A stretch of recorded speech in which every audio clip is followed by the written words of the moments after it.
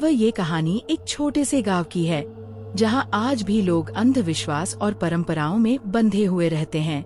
गांव का नाम था कृष्णपुर, जो चारों ओर से घने जंगलों और दलदल से घिरा हुआ था। इस गांव में एक पुराना हवेली नुमा घर था, जिसके बारे में कहा जाता था कि वहां जाने वाला कभी लौटकर नहीं आता। कहते थे कि उस हवेली में एक औरत की आत्मा भटकती है, जिसे गांव वाले चुड़ैल मंगला कहते थे।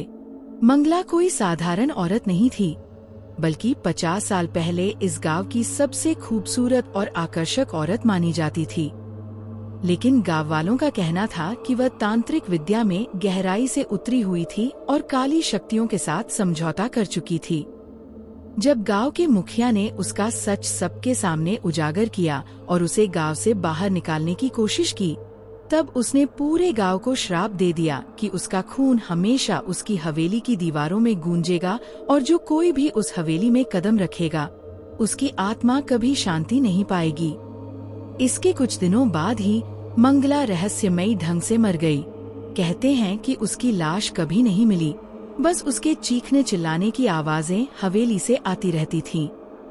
समय बीतता गया, लेकिन लोग आज भी उस हवेली से दूर ही रहते थे। लेकिन कहानी यहीं खत्म नहीं होती। कुछ साल पहले शहर से आए 4 दोस्त अर्जुन, सौरभ, निखिल और रिया गांव घूमने आए। उन्हें गांव वालों की हवेली की कहानियां सुनकर हंसी आई। उन्होंने सोचा कि ये सब अंधविश्वास है और रात को उस हवेली में जाने का प्लान बना लिया। गांव वालों ने बहुत समझाया, लेकिन उन्होंने शराब पी रखी थी और डरने को तैयार नहीं थे। रात के 12 बजे जब पूरा गांव नींद में था, वो चारों हाथों में टॉर्च लेकर हवेली में पहुँचे। हवेली टूटी फूटी थी, दीवारों से झाड़ फानूस लटके हुए थे और फर्श पर अजीब से निशान बने हुए थे। अचानक अर्जुन को दीवार पर खून से लिखा दिखा, तुम्हारा स्वागत है। उन्होंने इसे मजाक समझा, लेकिन रिया को लगा कि जैसे कोई उन्हें छू रहा हो। धीरे धीरे हवेली के अंदर अजीब सी गंध फैलने लगी, जैसे सड़ते हुए मांस की। अचानक निखिल ने देखा कि ऊपर की मंजिल से कोई औरत लाल साड़ी पहने उतर रही है। उसका चेहरा आधा जला हुआ था और उसकी आंखें काली गहराई जैसी थीं। वो धीरे धीरे सीढ़ियों से उतरकर उनके सामने खड़ी हो गई। सबके शरीर से पसीना छूट गया, लेकिन सौरभ ने हिम्मत करके चिल्लाया, कौन हो तुम? फिर भी औरत के होंठ धीरे धीरे खुले और उसने हंसते हुए, मैं मंगला हूँ। तुमने मेरी नींद तोड़ी है।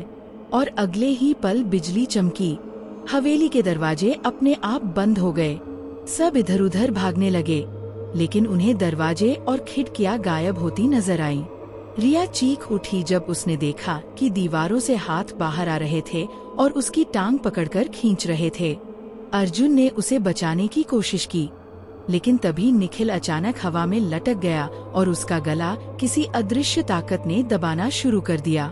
उसकी आंखें बाहर निकल आईं और कुछ ही सेकंड में उसकी लाश फर्श पर गिर गई। बाकी 3 भागते भागते एक कमरे में घुसे, जहां चारों ओर शीशे लगे थे। उन शीशों में उन्होंने अपने ही चेहरों को देखा, लेकिन उनके प्रतिबिंब हंस रहे थे, जबकि वो खुद मौत के डर से कांप रहे थे। तभी उन शीशों से खून बहने लगा और उनमें मंगला का चेहरा दिखने लगा। उसने कहा, अब तुम सब मेरी हवेली का हिस्सा हो। अचानक अर्जुन ने महसूस किया कि उसकी पीठ पर कोई तेज चीज धंस गई है। जब उसने मुड़कर देखा तो वहाँ कोई नहीं था, लेकिन उसका खून बह रहा था। सौरभ पागलों की तरह दरवाजा पीटने लगा, लेकिन दरवाजा खुद ही खुल गया और बाहर काला अंधेरा फैला हुआ था। वह भागता हुआ बाहर गया, लेकिन जैसे ही हवेली की दहलीज पार की, उसका शरीर राख में बदल गया। अब सिर्फ अर्जुन और रिया बची थीं। रिया रो रही थी और कह रही थी, हमें माफ कर दो, हम गलती कर बैठे। लेकिन तभी मंगला उनके सामने आ गई और उसके लंबे बाल सांपों की तरह लहराने लगे। उसने रिया का चेहरा पकड़कर दीवार पर दे मारा। उसका सिर चकनाचूर हो गया। अर्जुन ने भागने की कोशिश की, लेकिन हवेली की फर्श अचानक दलदल बन गई और वह उसमें धंसता चला गया। आखिरी बार उसकी चीख सुनी गई और फिर सब कुछ शांत हो गया। अगले दिन गांव वालों ने देखा कि हवेली की दीवारों पर चारों दोस्तों के चेहरे खून से बने हुए हैं, और आंखों से खून टपक रहा है। तब से गांव वाले कहते हैं कि अगर कोई उस हवेली में जाता है तो वो सिर्फ मंगला की आत्मा का शिकार नहीं बनता, बल्कि खुद हवेली का हिस्सा बन जाता है।